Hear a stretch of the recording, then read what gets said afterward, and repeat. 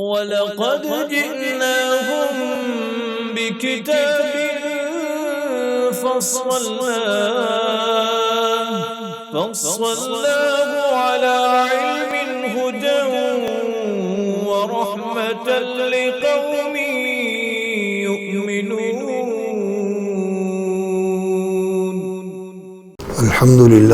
الحمدللہ رب العالمین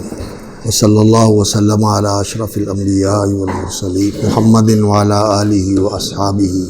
ومن اہتدی بہدیہ ودعا بدعوتہ واستنى بسنتہ الی یوم الدین واشہد ان لا الہ الا اللہ وحدہ لا شریک لہ واشہد ان محمدا عبدہ ورسولہ وبعد. عزیزان گرامی، قرآن مجید فرقان حمید اور یہ کتاب مبین اور الذکر الحکیم جو اللہ رب العزت نے محمد الرسول اللہ صلی اللہ علیہ وسلم پر عربی مبین میں نازل فرمایا ہے، اس کو ہم ان ناموں سے جانتے اور پہچانتے ہیں، اور یہ نام قرآن مجید میں استعمال ہوئے ہیں، جس میں سب سے زیادہ معروف نام جو ہے وہ دو ہیں، الکتاب اور القرآن. القرآن یہ ان ھذا القرآن یہدی للتی ہی اقوم انہ لقرآن کریم فی کتاب مکنون بل هو قرآن مجید فی لوح محفوظ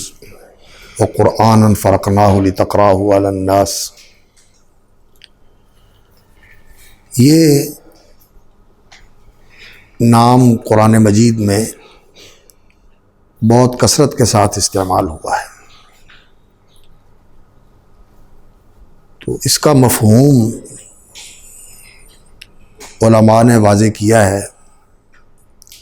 بعض علماء تو یہ کہتے ہیں کہ یہ قرآن دو تلفظ ہیں اس کے، ایک تو جمہور علماء کا قراء کا تلفظ ہے یا اس کی ادائیگی ہے حمزہ کے ساتھ قرآن، اور امام ابن کثیر المکی جو ہیں وہ قرآن حمزہ کے بغیر پڑھتے ہیں، اور امام شافعی رحمۃ اللہ علیہ چونکہ مکی ہیں تو وہ بھی اس کو غیر محموز ہی قرار دیتے ہیں اور کہتے ہیں یہ قرآن جو ہے تو یہ ابن کثیر کی قرات میں غیر محموز قرآن پڑھا جاتا ہے حمزہ کے بغیر، لیکن وہ کہتے ہیں کہ یہ قرآن مجید کے لیے مرتجل نام ہے، یعنی اس کا یہ نام رکھا گیا ہے اور اس میں اشتقاق کا اور وہ جو مادہ ہے اس کا یہ اس میں سے لے کر بطور علم قرآن مجید کے لیے استعمال کیا گیا ہے، تو یہ قرآن مجید کا علم ہے. اور جب علم ہوتا ہے تو پھر اس کے اندر اس مادے کے معنی کو ملحوظ رکھنا یہ کوئی ضروری نہیں ہوتا. علم تو تمییز کے لیے ہوتا ہے اور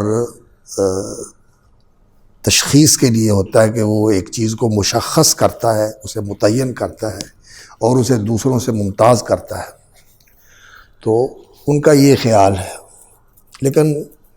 جمہور علماء نے اس سے اتفاق نہیں کیا. وہ کہتے ہیں کہ اگرچہ یہ قرآن مجید کا علم ہے لیکن اس کو جس مادے سے لیا گیا ہے اس مادے کا معنی اور مفہوم اس کے اندر موجود ہے، اور یہ مسلمانوں کے اندر قرآن مجید کے لیے خاص ہے، اور یہ عالم ہے قرآن مجید کا، کسی اور چیز کے اوپر اس کا اطلاق نہیں ہوتا. امام شافعی رحمۃ اللہ علیہ نے جو یہ بات کہی کہ اس کے اندر مادے کا معنی جو ہے وہ ملحوظ نہیں ہے، وہ اس وجہ سے کہی، وہ فرماتے ہیں کہ اگر ہم اس کو قرآن غفران کے وزن پر یا شکران کے وزن پر مصدر مانے قرآن، فرقان، غفران۔ تو آپ جانتے ہیں کہ مصدر جو ہوتا ہے وہ مفعول کے معنی میں بھی استعمال ہوتا ہے، فاعل کے معنی میں بھی استعمال ہوتا ہے۔ تو قرأ قرآناً و قراءتاً اور قرئ قرآناً و قراءتاً، قرئ کا بھی مصدر یہی ہے۔ تو اس لیے قرآن بمعنی مقروء، تو وہ کہتے ہیں کہ پھر تو جو بھی مقروء ہو وہ قرآن ہوگا۔ تو اس لیے یہ مرتجل نام ہے، یعنی یہ قرآن کے لیے صرف علم کے طور پر استعمال ہوا ہے، اس کو دوسروں سے ممتاز کرنے کے لیے۔ ہر پڑھی جانے والی چیز جو ہے وہ قرآن نہیں ہوتی۔ لیکن علماء نے کہا کہ اس کا جو تعارف کرواتے ہیں علماء کہ الکلام المنزل من اللہ بلسان عربی مبین علی محمد النبی الامین صلی اللہ علیہ وسلم المتعبد بتلاوتہ المتحدى باکثر صورت منہ المبدوء بالبسملہ والفاتحہ والمختتم بالناس، یہ جو اس کا تعارف کرواتے ہیں اس کے لحاظ سے یہ اسی کے ساتھ مخصوص ہے، کسی اور مقروء چیز کے اوپر قرآن کا لفظ اطلاق نہیں ہوتا، اس کا اطلاق نہیں ہوتا۔ تو امام شافعی رحمۃ اللہ علیہ کی جلالت شان کے باوجود علماء نے ان کی بات سے اتفاق نہیں کیا اور اس کو مشتقی قرار دیا ہے، اور اس کے قرأ کا جو مادہ ہے اس کے اندر دو مفہوم پائے جاتے ہیں۔ ایک مفہوم اس کے اندر یہی ہے کہ قرأ اس کا معنی ہوتا ہے کسی چیز کو پڑھنا، یعنی زبان سے کسی چیز کا ادا کرنا، تلفظ کرنا، آواز کے ساتھ کسی چیز کی تلاوت کرنا اور اس کو ادا کرنا، تلفظ کرنا، یہ قرأت ہوتی ہے۔ اور اللہ رب العزت نے بھی قرآن مجید میں یہ فرمایا ہے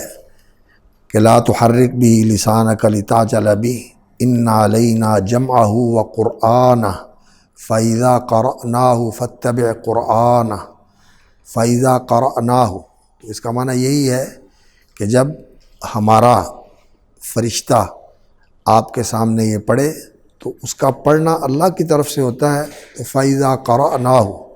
اللہ رب العزت نے اس کے فعل کو اپنی طرف منسوب کیا، اس کو معتمد قرار دینے کے لیے، کیونکہ فرشتہ جو کرتا ہے وہ اللہ کے حکم کے مطابق کرتا ہے، اور اس کو اللہ رب العزت کی تائید اور تصدیق حاصل ہوتی ہے کہ اس نے اللہ سے سنا اور جو سنا آ کر ویسے ہی پڑھ دیا اس کو۔ تو اللہ رب العزت نے اس کو اپنی طرف منسوب کیا ہے، فَإِذَا قَرَأْنَاهُ فَاتَّبِعْ قُرْآنَهُ۔ تو آپ اس کی اتباع کیجئے، یعنی اس کی اسی طرح قرأت کریں جس طرح آپ کے اوپر یہ پڑھا گیا ہے۔ تو قرأت کا معنی پڑھنا، جس کا ہم ترجمہ کرتے ہیں زبان سے ادا کرنا آواز کے ساتھ، یہ اس کا مفہوم ہے۔ تو قرآن مجید اس اعتبار سے کہ یہ پڑھا گیا ہے اور یہ اللہ کا کلام جو ہے یہ مقروء ہے، اللہ رب العزت نے خود بھی قرآن مجید کی قرأت فرمائی ہے، یہ اللہ رب العزت کا کلام ہے، اللہ نے تکلم فرمایا ہے اس کے ساتھ بحرف و صوت، جیسے ہمارا عقیدہ ہے کہ انہی حروف کے ساتھ اور آواز کے ساتھ، لیکن حروف تو یہی ہیں، آواز اللہ رب العزت کی انسانی آواز یا کسی بھی آواز کے ساتھ مشابہ نہیں۔ اللہ رب العزت نے ان الفاظ کا انتخاب فرمایا ہے، لیکن آواز جو ہے وہ اللہ رب العزت کی، وہ جیسے اس کی ذات بے مثال ہے اسی طرح اس کی آواز بھی ہے، آواز جو ہے اور اس کا سننا اور اس کی دوسری قوتیں یہ سب بے مثال ہیں۔ تو بحرف و صوت، حرف کے ساتھ، حروف کے ساتھ انہی الفاظ کے ساتھ اور آواز کے ساتھ فرشتے نے قرآن مجید سنا، اور اللہ رب العزت نے اس کو لکھا بھی ہے، جیسا کہ خود ہی قرآن مجید میں اللہ رب العزت نے فرمایا کہ بل ہوا قرآن مجید فی لوح محفوظ، تو لوح محفوظ میں یہ لکھا بھی ہے، اور یہ فی صحف مطہرہ بایدی سفرۃ کرام بررہ، یہ فرشتوں کے پاس بھی لکھا ہوا ہے، فرشتوں کے پاس بھی لکھا ہوا ہے۔ اور وہ جو ایک روایت ہے کہ آسمان دنیا پر قرآن مجید ایک بار ہی نازل ہوا، بیت العزہ کے اندر یہ اتارا گیا اور وہاں یہ محفوظ ہے، اور اللہ رب العزت نے پھر وہاں سے جو چاہا تکلم فرمایا اور فرشتے کو بتایا، جبریل امین کو علیہ السلام، اور وہ لے کر رسول اکرم صلی اللہ علیہ وسلم پر نازل ہوتے رہے، اور یہ اللہ رب العزت کی طرف سے تنزیل ہے، تنزیل الکتاب من اللہ العزیز الحکیم، اور الف لام میم تنزیل الکتاب لا ریب فیہ من رب العالمین وانہ لتنزیل رب العالمین نزل بہ الروح الامین۔ اور یہ جو فرشتہ لے کے آیا ہے یہ اللہ کے حکم سے لے کے آیا ہے، قل نزلہ روح القدس من ربک بالحق، اور نزل بہ الروح الامین علی قلبک لتکون من المنذرین۔ تو اللہ رب العزت نے اس تنزیل کو بھی اپنی طرف منسوب فرمایا ہے، انا نحن نزلنا الذکر، اور تنزیل الکتاب من اللہ، تنزیل الکتاب لا ریب فیہ من رب العالمین، اور اس کی قرأت کو بھی اپنی طرف منسوب فرمایا ہے۔ تو قرآن مجید کی قرأت کا آغاز اللہ رب العزت سے ہوا ہے، پھر جبریل امین نے پڑھا ہے، پھر رسول اکرم صلی اللہ علیہ وسلم کو پڑھایا ہے، جس کے بارے میں فرمایا سنقرئک فلا تنسیٰ، اور رسول اکرم صلی اللہ علیہ وسلم نے پھر اسے پڑھا ہے، اور رسول اکرم صلی اللہ علیہ وسلم کا پڑھنا قرأت بھی ہے اور تلاوت بھی ہے، اور اللہ رب العزت نے بھی اس کو اپنی ذات عالی کی طرف منسوب فرمایا ہے، وَرَتَّلْنَاهُ تَرْتِيلًا، اور تلاوت کی بھی نسبت اللہ رب العزت نے اپنی طرف فرمائی ہے۔ تو قرآن مجید کے اندر یہ وصف کہ یہ پڑھا گیا ہے اللہ رب العزت کی طرف سے، رسول اکرم صلی اللہ علیہ وسلم پر آنے والے فرشتے کی طرف سے، پھر رسول اکرم صلی اللہ علیہ وسلم کی طرف سے پڑھا گیا ہے، اور پھر نبی صلی اللہ علیہ وسلم نے صحابہ کو پڑھایا ہے اور یہ پڑھا گیا ہے، اور اس کا مقروء ہونا، اس کا پڑھا جانا، یہ اس کا ایسا نمایاں وصف ہے کہ آج تک انسانی تاریخ میں کوئی ایسی کتاب نہیں ہے جو اتنی پڑھی جاتی ہو اور پڑھی گئی ہو جتنا قرآن پڑھا جاتا ہے۔ یہ اس کا امتیاز ہے، یہ اس کا امتیاز ہے۔ اللہ رب العزت سے اس کی قرأت شروع ہوئی، فرشتے نے پڑھی، اور پھر رسول اکرم صلی اللہ علیہ وسلم نے پڑھا، اور صحابہ نے پڑھا، اور پھر دنیا کے اندر کوئی وقت ایسا نہیں ہے، کوئی لمحہ ایسا نہیں ہے جب یہ پڑھا نہ جا رہا ہو، اور اللہ رب العزت کے فرشتے ایسی جگہ تلاش کرتے ہیں اور ایسے حلقات تک پہنچتے ہیں جہاں قرآن مجید کی قرأت ہو رہی ہو، قرآن مجید پڑھا جا رہا ہو، یتلون کتاب اللہ یتدارسونہ ہو، ایسی جگہ کے اوپر پہنچ کر اس مجلس کو گھیر لیتے ہیں اور اس مجلس کی تکریم کرتے ہیں، اور اللہ رب العزت کی طرف سے بھی وہاں رحمت اور سکینت کا نزول ہوتا ہے۔ تو قرآن مجید کے اوپر جس طرح یہ لفظ صادق آتا ہے کہ یہ مقروء ہے، پڑھا جاتا ہے، اس کا مصداق کو اور کتاب نہیں ہے۔ پہلی کتابیں جو ہیں وہ پڑھی تو جاتی ہیں، لیکن اس کثرت کے ساتھ اور اس اہتمام کے ساتھ جس طرح قرآن مجید پڑھا جاتا ہے کہ اس کے الفاظ بعین ہی وہی ہیں جو اللہ رب العزت نے عربی زبان میں اتارے ہیں، دوسری کتابوں کی جو اصل زبان ہے وہ باقی نہیں رہی۔ جس زبان میں وہ نازل ہوئی تھی، عبری کے اندر تورات نازل ہوئی، عبری مٹ گئی تھی، انہوں نے پھر دوبارہ اس کو زندہ کیا ہے، اور آرامی زبان میں یا اور کسی سریانی زبان میں نازل ہوئی تھی انجیل، تو وہ بھی اصل زبان جو تھی وہ موجود نہیں رہی۔ جو اس کا قدیم ترین ترجمہ پایا گیا اور جس سے اس کو نقل کر کے دوسری زبانوں میں منتقل ہوا ہے، اب عربی میں یا عبری میں یا دوسری زبانوں کے اندر جو پایا جاتا ہے یہ اسی ترجمے سے ہی منتقل ہوا ہے، تو وہ اصل الفاظ موجود نہیں ہیں جس میں وہ چیز نازل ہوئی تھی۔ لیکن قرآن مجید کے جو اصل الفاظ ہیں وہ اسی طرح محفوظ ہیں، اور یہ انہی الفاظ کے ساتھ پڑھا جاتا ہے۔ اور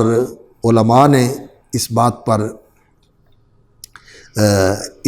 اس بات کا اتنا اہتمام کیا ہے، اور اس کا اتنا جو ہے نا انہوں نے لحاظ رکھا ہے کہ اس کے پڑھنے کے لیے مستقل علوم وجود میں آئے ہیں۔ تجوید کا علم ہے، اور قرات کے علم ہیں، جن کے اندر ان طرق الادا کو محفوظ کر دیا گیا ہے، جس طرح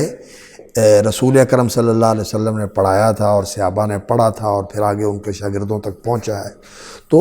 وہ طرق الادا جو ہیں وہ محفوظ ہو گئے، اور اس کی تجوید کے قواعد و ضوابط علماء نے جمع کیے،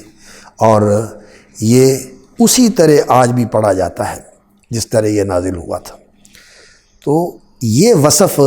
قرآن مجید کا امتیازی وصف ہے کہ یہ وہ کتاب ہے جو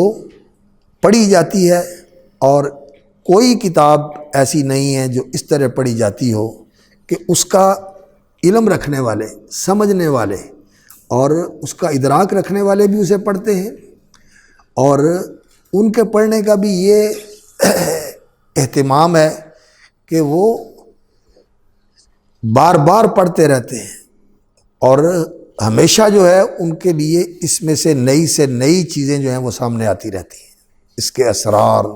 اس کے حقائق، اس کے لطائف، اس کے نکات روز بروز نئے سے نئے ان کے سامنے آتے ہیں، اور وہ بھی ایسے نہیں ہے کہ ایک دفعہ، دو دفعہ، 4 دفعہ، 100 دفعہ پڑھ کے کہیں گے جی بس اب اس میں کچھ نہیں۔ تو یہ اس کا قرآن ہونا، یہ واقعتاً اس کے لیے یہ منفرد وصف ہے، یہ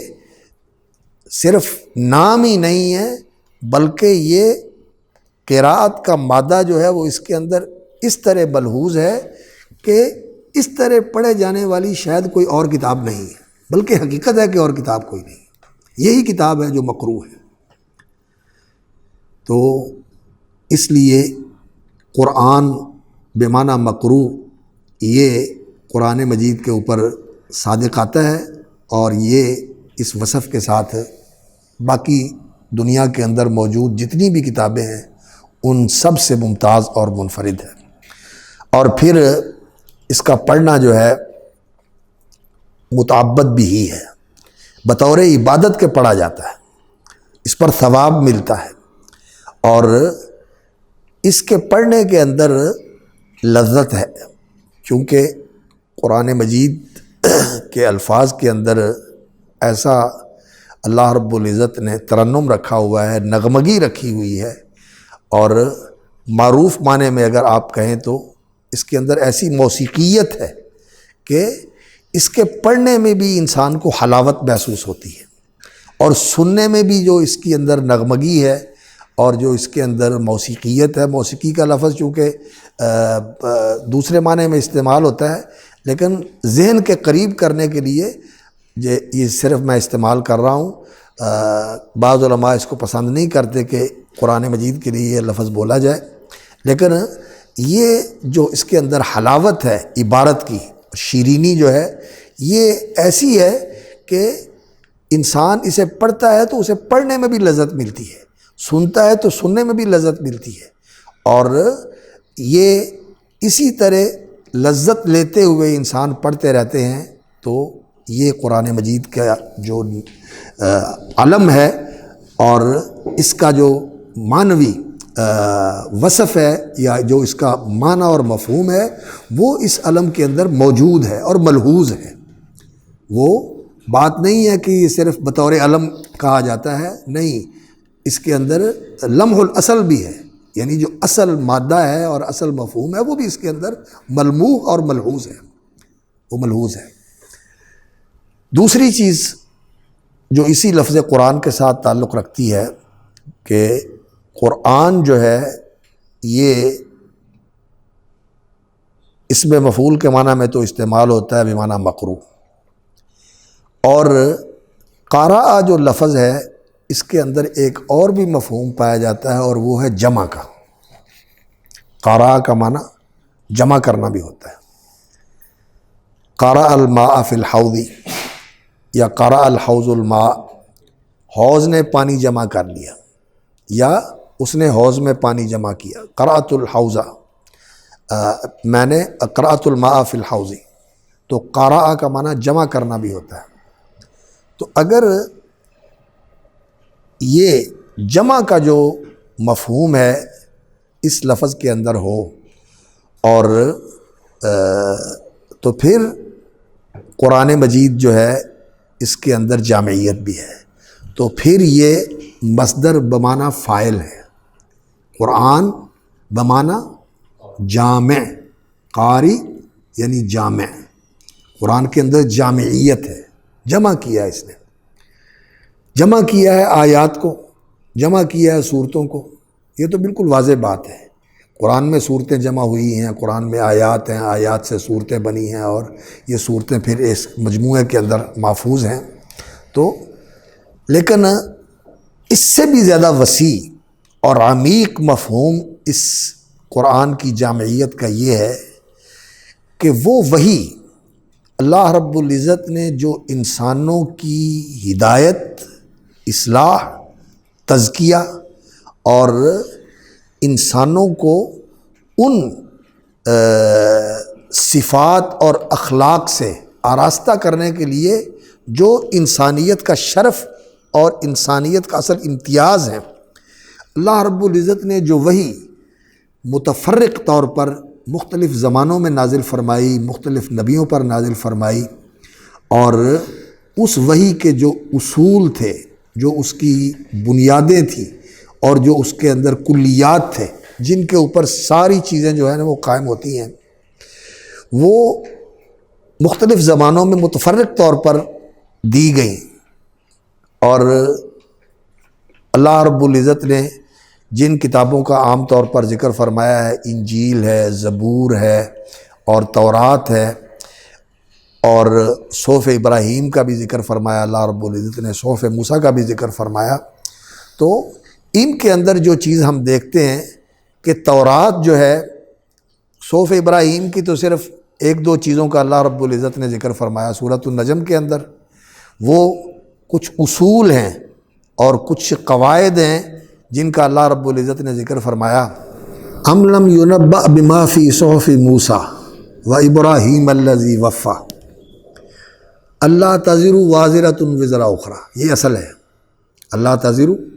وازرۃ وزر اخری وان لیس للانسان الا ما سعی، یہ بھی حقیقت ہے، وان سعیہ سوف یری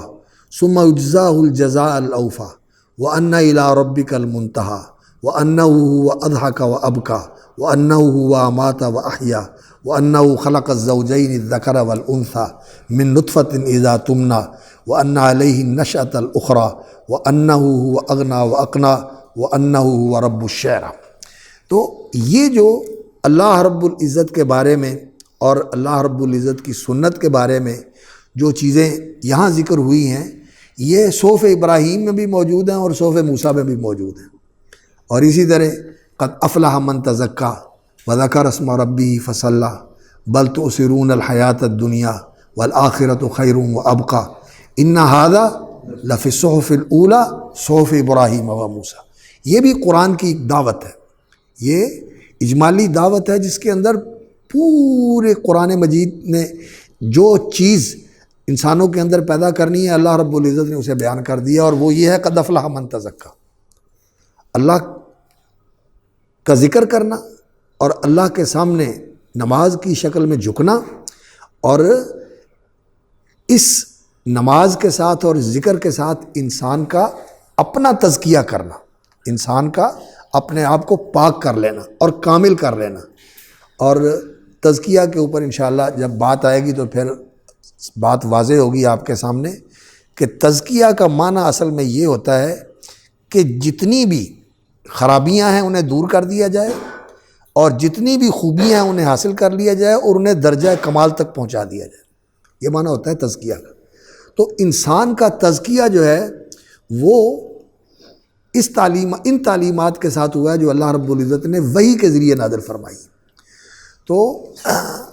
لیکن یہ تو چند چیزیں جو اللہ رب العزت نے بیان فرمائیں کہ صحف ابراہیم میں بھی ہیں، صحف موسیٰ میں بھی ہیں، اور یہ معلوم ہے کہ ابراہیم علیہ السلام کی دعوت توحید کی دعوت تھی، اور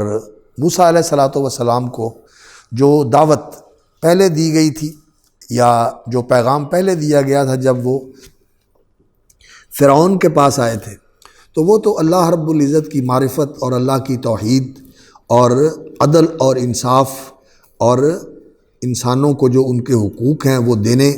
کی تعلیم تھی جو موسیٰ علیہ السلام نے فرعون کے سامنے رکھی۔ وَلَا تُعَذِّبْهُمْ، فرعون کو کہا کہ ان بنی اسرائیل کو عذاب نہ دو اور انہیں آزاد کر دو، جو تم نے ان کو بیگار کے طور پر رکھا ہوا ہے اور ان سے مزدوریاں لیتے ہو اور دیتے بھی کچھ نہیں ہو، انہیں بھوکا رکھتے ہو اور ان کے ساتھ زیادتی بھی کرتے ہو، اور جو ظلم زیادتی تم نے کرنی ہو وہ روا سمجھتے ہو۔ تو اس طرح کی چیزیں تھیں اس وحی کے اندر جو فرعون کے سامنے پیش کی گئی، لیکن وہ اس کو ماننے کے لیے تیار نہ ہوا اور اس کی قوم نے بھی اس وحی کا انکار کیا۔ لیکن پھر جب موسیٰ علیہ السلام بنی اسرائیل کو لے کر نکلے اور صحرائے سینا میں گئے تو اللہ رب العزت نے پھر ان کو تورات عطا فرمائی، اور تورات کے اندر وہ احکام تھے، وہ تشریعات تھیں جو بنی اسرائیل کو عطا فرمائی گئی تھیں اللہ رب العزت کی طرف سے، تاکہ ان کو منظم کیا جائے اور ان کے اندر وہ صلاحیتیں نظم و ضبط کی اور اللہ رب العزت کی بندگی اور اطاعت کی وجہ سے وہ نظم و ضبط پیدا ہو کہ یہ اس وراثت کے اہل بنے جو اللہ رب العزت نے ان کے لیے لکھی ہوئی ہے، کہ یہ اس سرزمین کے وارث بنے جو ان کے بزرگوں کی سرزمین تھی فلسطین۔ حضرت ابراہیم علیہ السلام نے وہاں اپنی اولاد میں سے حضرت اسحاق کو آباد کیا، اور پھر ان کی نسل وہاں آباد تھی، اور پھر یوسف علیہ السلام کے زمانے میں وہ وہاں سے چلے آئے اور مصر میں آ کے رہے، تو ان کو وہ زمین اللہ رب العزت نے دینے کے لیے پھر یہ قانون دیا تھا، لیکن انہوں نے پھر اس کی رعایت نہیں کی اور اس کی خلاف ورزیاں کرتے رہے۔ تو بہرحال تورات کا جو امتیازی وصف تھا کہ یہ قانون اور ضابطے کی کتاب تھی، اس میں قوانین تھے، اور وہ موجودہ جو تورات ہے اس کے اندر سفر التکوین ہے، جس کے اندر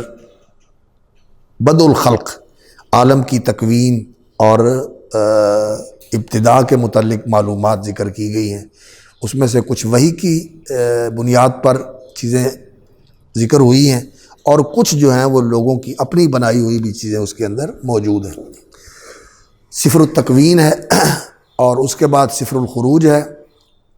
کہ جب بنی اسرائیل وہاں سے نکلے اور صحرائے سینا میں آئے اور پھر وہاں سے فلسطین پہنچے، سفر الخروج ہے۔ اور سفر اللاویین ہے۔ لاویین یہ بنی لاوی وہ قبیلہ اور خاندان تھا جن کے اندر علماء اور قضات ہوتے تھے، تو وہ ان کی طرف منسوب ہے۔ اس کے اندر وہ تعلیمات اور وہ احکام ہیں جو قانون اور ضابطے کے ساتھ تعلق رکھتے ہیں۔ اور اس کے بعد پھر سفر التثنیہ ہے، جس میں وہ جو مختلف مواعظ اور مختلف احکام ہیں انہیں دہرا کر اختصار کے ساتھ جمع کر دیا گیا ہے۔ تو تورات کا جو عمومی کہنا چاہیے کہ اس کی پہچان ہے وہ یہی ہے کہ یہ شریعت کی کتاب ہے، یہ تشریع اور قانون کی کتاب ہے۔ اور زبور جو ہے حضرت داؤد علیہ الصلوۃ والسلام کی کتاب، وہ مناجات کی کتاب ہے، جس میں اللہ رب العزت کی تعریف اور اللہ سے دعائیں اور اللہ رب العزت کی حمد و ثنا، یہ چیزیں اس کے اندر زیادہ نمایاں ہیں۔ اللہ کی تعریف، اللہ کے محامد اور اللہ رب العزت کی تعظیم اور اس کے ساتھ محبت کا اظہار اور اپنی عبودیت اور بندگی کا اللہ رب العزت کے سامنے اظہار، یہ اس کے اندر زیادہ ہے۔ اور ویسے سلیمان علیہ الصلوۃ والسلام کے بھی اس تورات کے اندر ان کے بھی منقول اقوال موجود ہیں، ان کی حکمتیں اور ان کی باتیں جو پر حکمت ہیں وہ ذکر کی گئی ہیں عہد نامہ قدیم کے اندر۔ اور بھی دوسرے نبیوں کے صحیفے موجود ہیں جو انہوں نے اپنے اپنے زمانے کے اندر لوگوں کو بتائے۔ تو لیکن تورات جو ہے وہ بنیادی کتاب ہے جو شریعت کے طور پر بنی اسرائیل اور یہود کے اندر معمول بہی تھی، جس کے اوپر وہ عمل کرتے تھے۔ اور انہوں نے پھر اس تورات کو تو خیر باقی رکھا اور چلتی رہی ان کے اندر، اگرچہ ایسے بھی حالات پیدا ہوئے کہ تورات کو جلا دیا گیا اور ان کو اس سے محروم کر دیا گیا، اور پھر حضرت عزیر نے اس کی تجدید کی اور پھر نئے سرے سے اسے مرتب کیا۔ لیکن انہوں نے عملاً تورات کو معطل کر کے اپنے لیے جس چیز کو معمول بہی بنایا ہوا ہے وہ کون سی کتاب ہے؟ تلمود۔ وہ تلمود ہے۔ تلمود جو ہے ان کا معمول بہی ہے۔ جیسے ہمارے یہاں نہیں ہے کہ قرآن اور حدیث سے اخذ کر کے فقہی کتابیں علماء نے جمع کی ہوئی ہیں، اب لوگ ان کی طرف رجوع کرتے ہیں تو وہ قرآن کی طرف رجوع نہیں کرتے، تو انہوں نے بھی اس طرح کا ایک جو ہے نا وہ تلمود مجموعہ بنایا ہوا ہے قوانین کا اور ضابطوں کا، جس کی طرف وہ رجوع کرتے ہیں۔ لیکن ہمارے تو الحمدللہ یہ موجود ہے کہ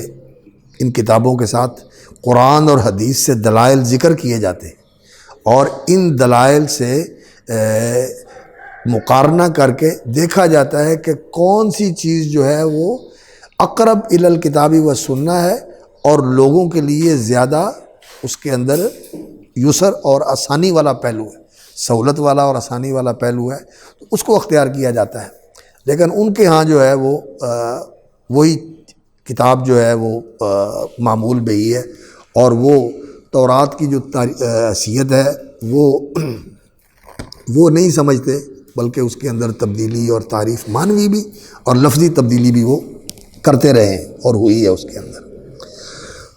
اور جو انجیل ہے اس کے اندر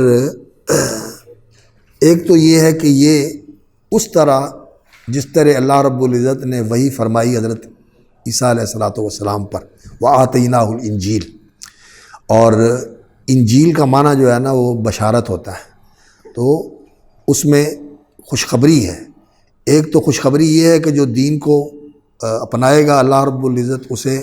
دنیا کے اندر بھی برتری اور سیادت عطا فرمائے گا، اور اسے آسمانی بادشاہت ملے گی۔ آسمانی بادشاہت سے مراد جنت ہے، جنت ہے، ملک جو ایسی بادشاہت ہے کہ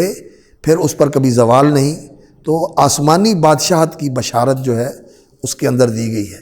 اور دوسری بشارت اس کے اندر جو دی گئی ہے وہ محمد الرسول اللہ صلی اللہ علیہ وسلم کی بعثت کی ہے، وَمُبَشِّرًا بِرَسُولٍ يَأْتِي مِن بَعْدِهِ اسْمُهُ أَحْمَدُ۔ تو انجیل کے وہ جو وحی کا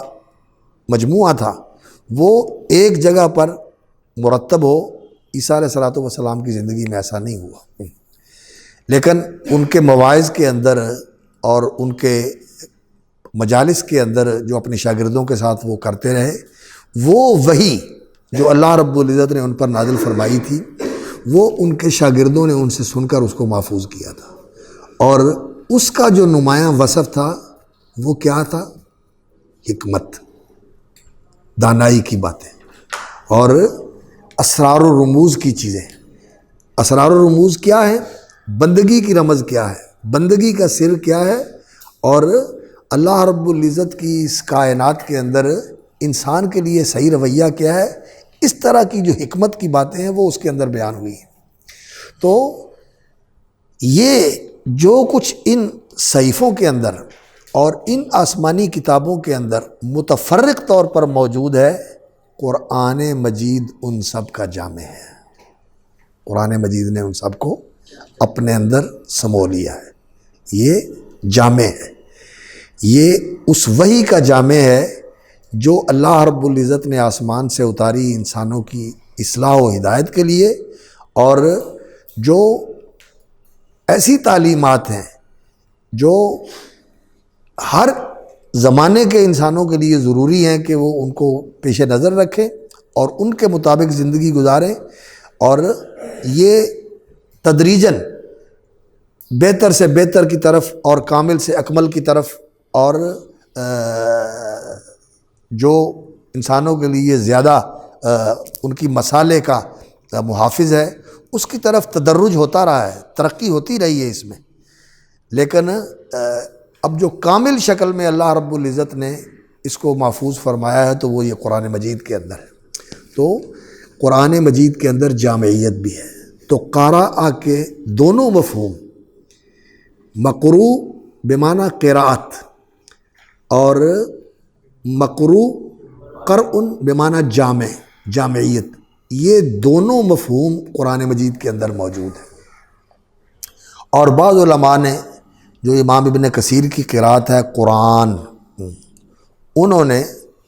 اس کو قرء قاف را حمزہ اس مادے سے نہیں لیا، بلکہ انہوں نے اس کو قرآن قاف را نون سے لیا ہے۔ وہ کہتے ہیں قرآن جو ہے یہ قرآن یہ قرن سے ماخوذ ہے، فعال کے وزن پر، قرآن فعال کے وزن پر قرآن۔ تو اس کا معنی پھر یہ ہوا، وہ کہتے ہیں کہ چونکہ قرآن کے اندر الفاظ جمع کیے گئے ہیں اور الفاظ آیات کے اندر جمع کیے گئے ہیں اور آیات صورتوں کے اندر جمع کی گئی ہیں اور صورتیں جو ہیں وہ اس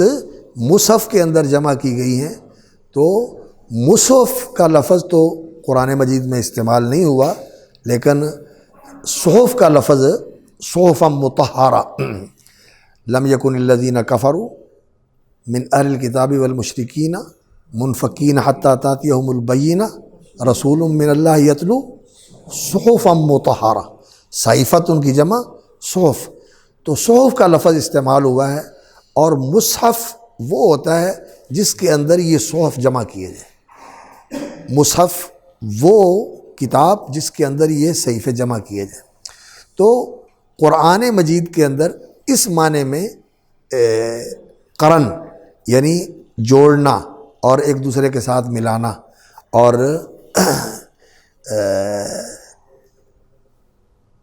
یہ بعض علماء نے کہا ہے کہ امام ابن کثیر رحمۃ اللہ علیہ کی جو قراءت ہے قرآن، اس کا شاید مادہ جو ہے وہ قرن ہو، اور قرینہ یعنی جو چیز ایک دوسرے کے ساتھ ملی ہوئی، یہ اس کا قرین ہے، یہ اس کا قرینہ ہے، یعنی یہ اس کے ساتھ ملی ہوئی ہے۔ تو قرآن مجید کی آیات اور قرآن مجید کی صورتوں کے اندر جو اقتران ہے، آپس میں جڑاؤ اور ارتباط ہے، اس کے اندر بھی بڑی گہری حکمت ہے، اس کے اندر بھی بہت گہری حکمت ہے۔ یہ الٹ اپ نہیں ہے، یہ رینڈم نہیں ہے، ایسا نہیں ہے کہ ان مل اور بے جوڑ ہو، بلکہ اس کے اندر گہری مناسبت ہے۔ جن لوگوں نے اس موضوع پر تفکر اور تدبر سے کام کیا ہے، انہوں نے بہت سارے حقائق جو ہیں وہ آشکار کیے۔ تو قرآن کے اندر یہ پہلو کہ اس کے اندر اقتران ہے، جڑاؤ ہے اور تناسق ہے، ارتباط ہے، اتصال ہے، اور یہ ایک سے دوسرے کو جدا نہیں کیا جا سکتا۔ تو یہ بھی ایک بڑا قرآن مجید کا امتیازی وصف ہے کہ اس کے اندر اس طرح کا اقتران ہے اور اس طرح کا جڑاؤ ہے، اور اس طرح یہ ایک چیز دوسرے کے ساتھ جڑی ہوئی ہے کہ جیسے کوئی سلسلہ نہیں ہوتا کہ ایک کڑی دوسرے کے ساتھ جڑی ہوئی ہے اور دوسری تیسرے کے ساتھ جڑی ہوئی ہے اور تیسری چوتھے کے ساتھ جڑی ہوئی ہے۔ تو قرآن کے اندر ابن کثیر رحمۃ اللہ علیہ کی قرأت کے مطابق تو قرن کا مفہوم بھی پایا جاتا ہے، اور رسول اکرم صلی اللہ علیہ وسلم اپنی قرأت کے اندر بعض صورتوں کو بعض صورتوں کے ساتھ ملا کر پڑھتے تھے، جیسے سورہ اعلیٰ سورہ غاشیہ کے ساتھ، سورہ الف لام میم سجدہ سورہ انسان کے ساتھ، اور اسی طرح حضرت عبداللہ بن مسعود رضی اللہ تعالیٰ عنہ کہتے ہیں کہ مجھے وہ نظائر معلوم ہیں جن کے رسول اکرم صلی اللہ علیہ وسلم آپس میں ملایا کرتے تھے، یعنی ان کے اندر معنوی مناسبت موجود ہے۔ ایک صورت ہے اس جیسی ایک اور صورت ہے جس کا اس کے ساتھ جوڑ ہے، تو اس طرح صورتوں کے اندر معنوی مناسبت بھی موجود ہے۔ اور اس کے علاوہ اس نام کا جو مادہ ہے قرن، اس کا ایک اور بھی مفہوم ہے، اور وہ یہ کہ قرآن کی صورتیں جو ہیں یہ جوڑے کی شکل میں ہیں۔ قرآن کی صورتیں جوڑے کی شکل میں، سورہ بقرہ، آل عمران، زہراوین، ان کو رسول اکرم صلی اللہ علیہ وسلم نے زہراوین قرار دیا، اور یہ صورتوں کا جوڑا ہونا اس کو نمایاں کیا ہے اس دور میں مولانا حمید الدین فرائی اور ان کے شاگرد مولانا امین حسن اصلاحی نے، اور اس پر انہوں نے غور کر کے بہت ساری ایسی چیزیں جو ہیں نا وہ نمایاں کی ہیں جو قرآن مجید کے اس پہلو کو نمایاں کرتی ہیں کہ قرآن مجید کی صورتیں آپس میں جوڑا ہے۔ تو نظائر بھی ہیں اور صورتیں جو ہیں وہ زوج بھی ہیں، اور زوج جو ہے وہ چیز ہوتی ہے کہ اس جیسی دوسری چیز اس کے ساتھ ہوتی ہے، اور اس کو زوج بھی کہہ دیتے ہیں اور زوجین بھی کہہ دیتے ہیں۔ زوج کا معنی جوڑا ہوتا ہے، زوجن کا معنی جوڑا ہوتا ہے۔ تو قرآن مجید کی صورتوں کے اندر آپس میں ایسا تعلق بھی ہے کہ ایک صورت کی مثل اور صورت موجود ہے، نظائر ہیں، اور قرآن مجید کی صورتوں کا آپس میں یہ ارتباط ہے کہ ایک صورت کے ساتھ دوسری صورت اس کی تکمیل کرنے والی ہوتی ہے، اور یہ دو صورتیں مل کر ایک زوج بناتی ہیں، جوڑا بناتی ہیں۔ یہ بھی قرآن مجید کی صورتوں کے اندر ہے۔ تو قرآن اور قرآن یہ دونوں نام ہیں قرآن مجید کے، اور اس کے اندر ایک مقروء کا معنی ہے اور ایک قاری کا معنی ہے، اور ایک قرآن جس کو جوڑا گیا ہے اور جو جڑا ہوا ہے، مقرون ہے جس کو جوڑ دیا گیا ہے، یعنی الفاظ کو جوڑا گیا ہے آیات کے اندر، اور آیات کو جوڑا گیا ہے صورتوں کے اندر، اور صورتوں کو پھر آپس میں جوڑا گیا ہے، اور اس کے اندر زوجیت بھی ہے، اور اس کے اندر ایک دوسرے کا نظیر ہونا بھی ہے کہ ایک دوسرے کی مثیل صورتیں موجود ہیں۔ تو یہ جو قرآن مجید کے نام ہیں قرآن اور قرآن، ان کو سمجھنا یہ قرآن مجید کے تدبر کی کنجی ہے۔ اگر آدمی اس مفہوم کے ساتھ اس قرآن کو سمجھتا ہو تو پھر انسان قرآن پڑھے تو